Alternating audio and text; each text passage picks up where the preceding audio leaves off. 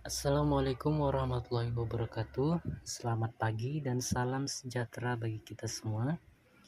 Yang saya hormati Ibu Sri Wahyuni MPD selaku dosen pengampu mata kuliah perancangan dan pengembangan kurikulum.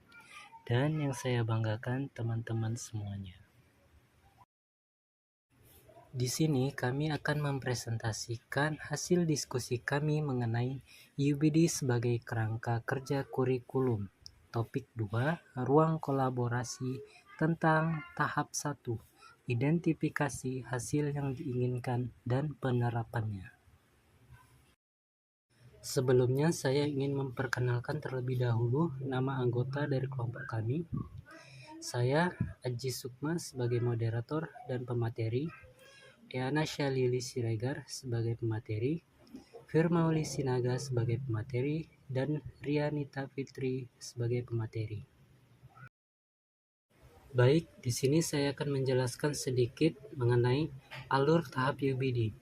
Understanding by Design atau UBD memiliki 3 langkah, yaitu yang pertama, identifikasi hasil yang diinginkan, yang kedua, menentukan bukti penilaian, dan yang ketiga, merencanakan pembelajaran. Nah, kali ini kami akan menjelaskan tentang identifikasi hasil yang diinginkan. Pada tahap ini, guru harus menentukan tujuan pembelajaran.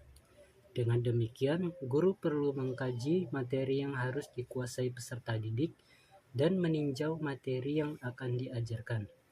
Tujuannya mengacu pada kriteria kompetensi. Baik, selanjutnya identifikasi hasil yang diinginkan atau identify desired result memiliki 3 elemen, yaitu yang pertama establish goal atau tujuan utama, yang kedua understanding atau pemahaman, yang terakhir essential question atau pertanyaan penting. Kemudian berikut adalah penjelasan dari elemen-elemen yang terdapat dalam identify desired result. Yang pertama, establish goal atau tujuan utama. Guru menentukan tujuan atau ide utama yang ingin dicapai dalam proses pembelajaran. Kemudian yang kedua, understanding atau pemahaman.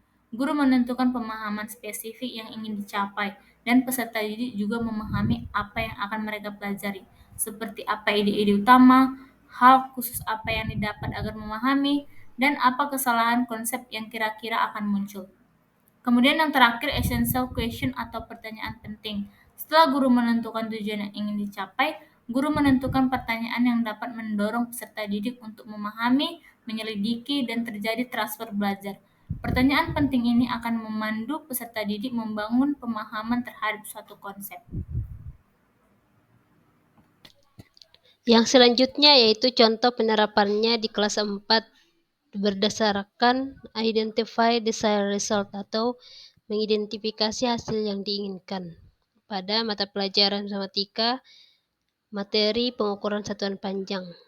Tahapan yang pertama yaitu hasil yang diinginkan, yaitu peserta didik mampu menentukan hubungan antara satuan baku panjang, sentimeter, dan meter. Yang selanjutnya adalah tujuan yang ingin dicapai. Yang pertama, peserta didik harus mampu memahami satuan baku panjang dengan baik. Yang kedua, melalui praktek pengukuran secara langsung, peserta didik mampu menyimpulkan kesetaraan satuan sentimeter dan meter dengan tepat. Tahapan yang kedua yaitu pemahaman.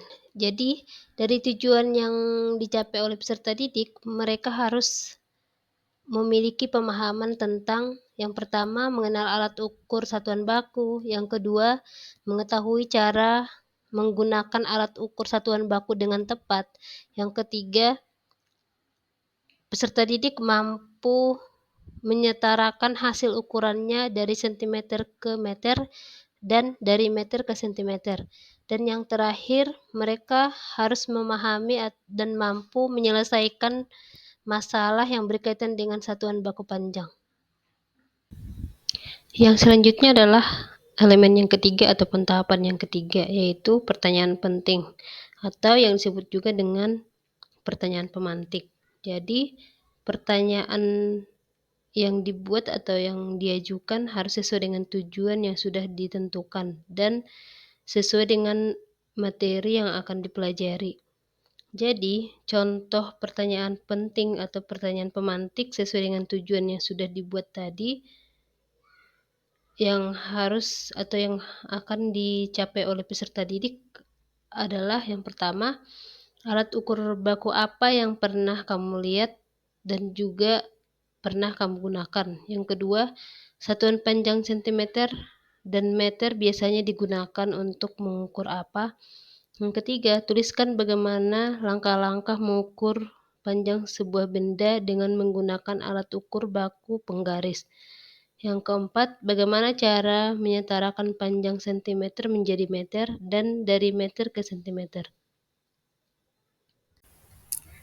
Selanjutnya, setelah kita melakukan tahapan-tahapan tersebut, maka satu peserta didik akan tahu cara mengukur suatu benda dengan menggunakan alat ukur panjang satuan baku. Yang kedua, peserta didik akan tahu cara menyetarakan antara sentimeter dengan meter atau sebaliknya. Yang ketiga, peserta didik akan dapat mengukur benda di sekitarnya dengan tepat dan menyetarakan dengan satuan baku panjang. Yang keempat, pada akhirnya peserta didik akan mampu menyelesaikan masalah matematika dengan menyetarakan, mengukur, dan mengerjakan soal yang berkaitan dengan panjang satuan baku, sentimeter, dan meter. Yang terakhir adalah kesimpulan. Dari beberapa pernyataan tersebut dapat ditarik kesimpulan, yaitu peserta didik akan mengetahui bagaimana cara mengukur suatu benda dengan menggunakan alat ukur panjang satuan baku dan menyetarakan antara sentimeter dan meter. Dengan begitu, maka peserta didik akan mampu menyelesaikan masalah matematika.